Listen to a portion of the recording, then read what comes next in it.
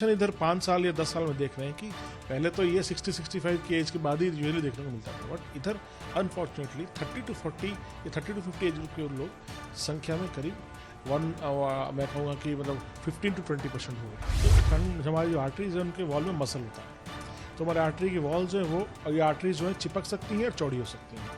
तो ठंड जहाँ भी होता है वहाँ पे आर्टरी की चिपकने की टेंडेंसी ज़्यादा हो जाती है। चिपकने की टेंडेंसी की वजह से आर्टरी का जो लुमेन है जो अंदर का एरिया वो छोटा हो जाता है, तो ब्लड प्रेशर बढ़ता है और उसमें क्लॉट जमने की टेंडेंसी ज़्यादा होती है। इन दोनों की वजह से ओवरऑल हार्ट अटैक का रिस्क बढ़ता है। उत्तर प्रदेश में ठंड प्रचंड है, जिसके चलते दिल के जो मरीज हैं वो भी बढ़ रहे हैं। कानपुर में तो 10 दिन में 100 के ऊपर मौतें भी हो चुकी हैं। आखिर क्या है इन सब चीजों के पीछे की कहानी और डॉक्टर्स कैसे इसको डील कर रहे हैं, बात करने के लिए हमारे साथ मौजूद हैं केजीएमयू के कार्डियोलॉजी डिपार्टमेंट के प्रोफेसर डॉक्टर अक्षय प्रधान जी। सर, बहुत स्वागत है आपका। नमस्कार।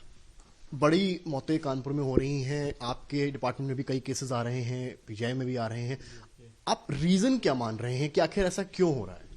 दो चीज़ों का कॉम्बिनेशन है। एक तो हार्ट की बीमारी जो है ओवरऑल इंसिडेंस उसका बढ़ रहा है, बिकॉज क्योंकि हमारे सोसाइटी में डायबिटीज़, ब्लड प्रेशर, मोटापा, स्ट्रेस, खान पान की गड़बड़ी, ये सब चीज़ों की वजह से ओवरऑल हार्ट डिजीज़ बढ़ रही है।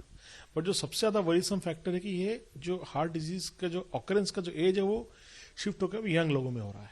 वो एक बड़ी चिंताजनक विषय है, क्योंकि यंग लोग जो है इस समय अर्ली जॉब करने लगे हैं, एडिक्शन ज़्यादा है, स्मोकिंग, अल्कोहल या जितने भी टाइप का एडिक्शन है, सोशल मीडिया की वजह से स्ट्रेस है, जॉब का स्ट्रेस है, स्लीप डिस्टर्ब है, घर से बाहर रहते हैं, खाना ठीक नहीं होता, फिजिकल एक्टिविटी एडिक्वेट नहीं होती है। तो इन सब चीज़ों की वजह से यंग लोगों में डिजीज़ बढ़ रही है। प्लस हम लोग डायग्नोज भी हार्ट अटैक अब जल्दी कर लेते हैं। पहले कई डेथ्स को हम लोग या कई बीमारियों को पकड़ नहीं पाते थे। अब हार्ट अटैक के लिए जो ईसीजी, ब्लड टेस्ट, ये सब और रिफाइन हो गए हैं। एंजियोग्राफी इजीली अवेलेबल हो गई है, ब्लड टेस्ट अवेलेबल हो गए हैं, सीटी स्कैन से भी एंजियोग्राफी, तो मल्टीपल फीचर्स हैं, तो डायग्नोसिस भी अब आसान हो गई है। Disease has shifted overall and risk factors बढ़ गए। इसकी वजह से ओवरऑल हार्ट की डिजीज बढ़ गई और शिफ्टिंग जो यंग लोगों में हो रही है। अच्छा, अभी क्योंकि ठंड है, बहुत पारा बढ़ रहा, कम हो रहा है, जो कौन से पेशेंट्स हैं, बुजुर्ग हैं जो आ रहे हैं आपके पास, ज्यादा मिडिल एज्ड हैं या यंगस्टर्स हैं? क्योंकि कानपुर में भी है, लखनऊ में भी है। डिजीज तो इस समय हमारे पास तो ऐसा कोई स्पेसिफिक एज का प्रेडिक्शन नहीं है। ओवरऑल हार्ट डिजीज के मरीज रेगुलरली आ रहे हैं और संख्या ज़्यादा ही है। इनफैक्ट लारी में तो साल भर ही संख्या ज़्यादा रहती है, बट स्टिल जो हम ट्रांजिशन इधर 5 साल या 10 साल में देख रहे हैं कि पहले तो ये 60-65 की एज के बाद ही यूजुअली देखने को मिलता था, बट इधर अनफॉर्चुनेटली 30 to 40 या 30 to 50 एज के लोग संख्या में करीब मैं कहूँगा कि मतलब 15 to 20% हो गए हैं। अच्छा, पिछले साल के कंपैरिजन में आप यहीं पर थे, इस साल में कितने नंबर्स बढ़े हैं या कम हुए हैं?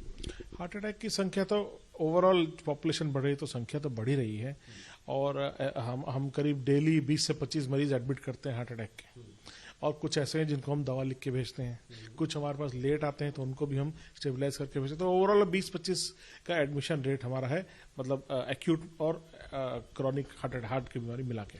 इस समय तो मैक्सिमम मरीज ठंड की वजह से आ रहे होंगे, तो क्या एक रीजन का समझेगा आम दर्शक कि आखिर ठंड लगती है, क्या होता है, नसें कमजोर पड़ जाती हैं, क्या होता है डॉक्टर? ठंड हमारी जो आर्टरीज है उनके वॉल में मसल होता है, तो हमारे आर्टरी की वॉल जो है वो ये आर्टरीज जो है चिपक सकती हैं और चौड़ी हो सकती हैं।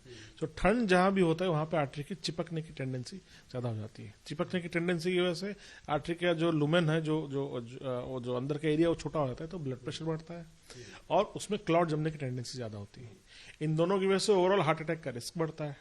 प्लस इतने सीवियर विंटर की वजह से हमारा फिजिकल एक्टिविटी कम होता है। डाइट हम लोग ऐसी चीज़ें लेते हैं जो हमें गर्म करें, ऑयली फूड ज़्यादा खाते हैं, तो नॉन वेजिटेरियन पे शिफ्ट करते हैं, so that we want to keep our body warm. साथ में यही समय होता है जहाँ पे लोग अल्कोहल, सिगरेट, ये सब एडिक्शन का, again to keep ourselves warm. तो इन सब फैक्टर्स की वजह से हार्ट अटैक विंटर्स में थोड़ा पीक तो करता ही है।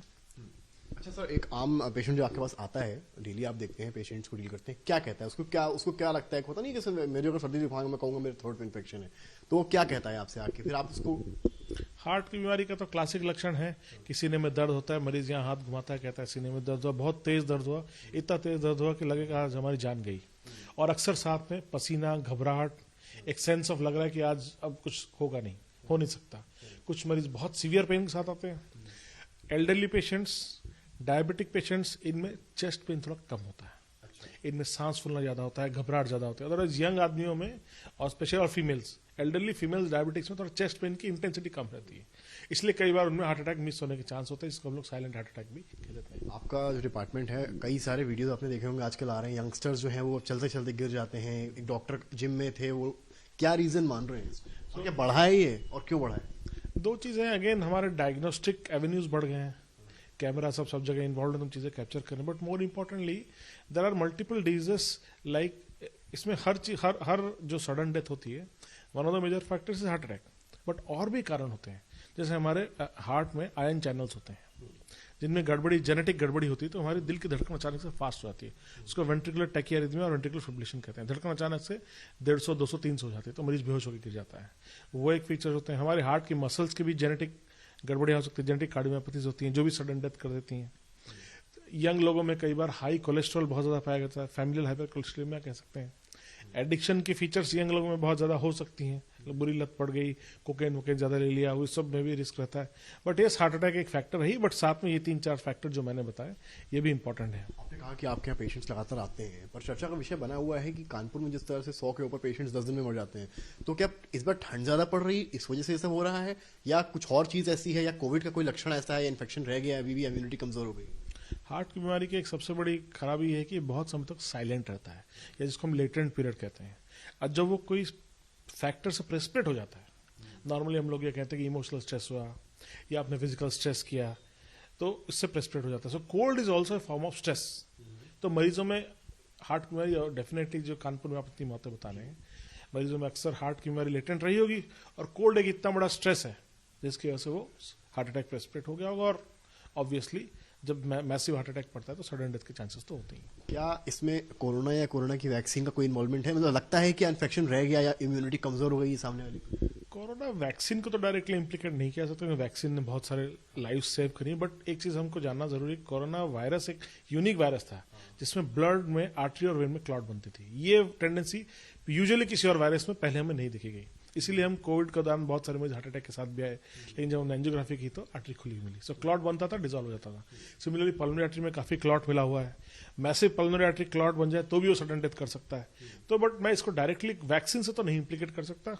Long term outcome of corona virus जब तक प्रॉपर स्टडीज न हो कहना मुश्किल है। मेरे हिसाब से तो winter, severe winter and growing risk factors for cardiovascular disease, diabetes, hyper, ये डिजीज ना बहुत समय तक लेटेंट रहती है। आप सोचिए कि अगर आप चेक न कराएं तो आपका बीपी 170, 80, 90 तक भी आदमियों के बिल्कुल सिम्टम नहीं होते, लेकिन अंदर ही अंदर वो बॉडी को डैमेज करता रहता है। डायबिटीज, शुगर आपकी 300, 400 तक आपको सिम्टम नहीं होते हैं, तो इसका मतलब थोड़ी कि आपको सिम्टम नहीं हो रहे, वो अंदर तो ऑर्गन डैमेज कर ही रहे हैं। तो हार्ट की बीमारी इन सब रिस्क फैक्टर्स के चलते बढ़ रही है।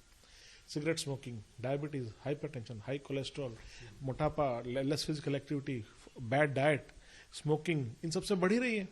बट वो एक कोई इवेंट होता है जो प्रेसिपिटेट कर जाता है। Probably severe cold is that event जो उसने फिजिकल और मेंटल स्ट्रेस डाल के।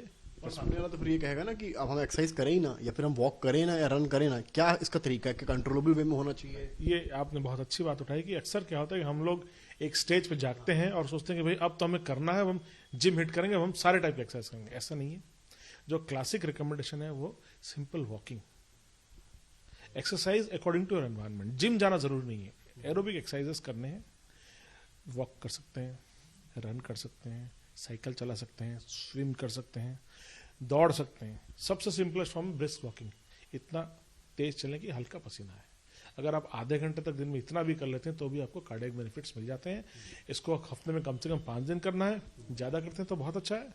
सो एक्टिविटी हमेशा स्लो से स्टार्ट होनी चाहिए और ग्रेजुअली इसको इंटेंसिफाई होना चाहिए।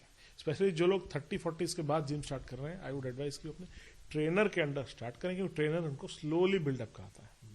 और एरोबिक एक्सरसाइजेस कार्डियोवैस्कुलर प्रोटेक्शन में ज्यादा हेल्पफुल होते हैं। मसल बिल्डिंग एक्सरसाइज भी जरूरी होती है, वो भी हेल्प करती हैं, बट अगेन ट्रेनर के अंडर में सुपरविजन हो ज्यादा अच्छा।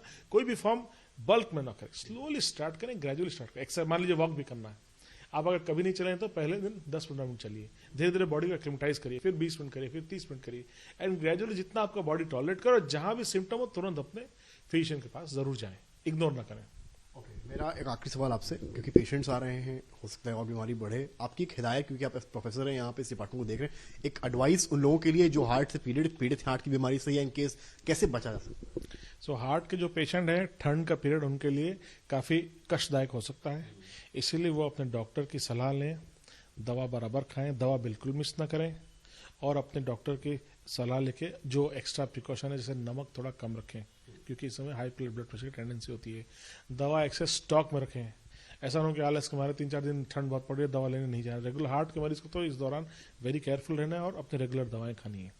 जो पेशेंट हार्ट की बीमारी से ग्रसित नहीं है उनके लिए एडवाइस है कि घर के अंदर ही फिजिकल एक्टिविटी करें, कि बाहर इतना मौसम में ज़्यादा, और ठंड से प्रॉपर तरीके से बचें, खांसी सर्दी जुकाम का प्रॉपर इलाज कराएं, और जो भी लक्षण हो इग्नोर ना करें।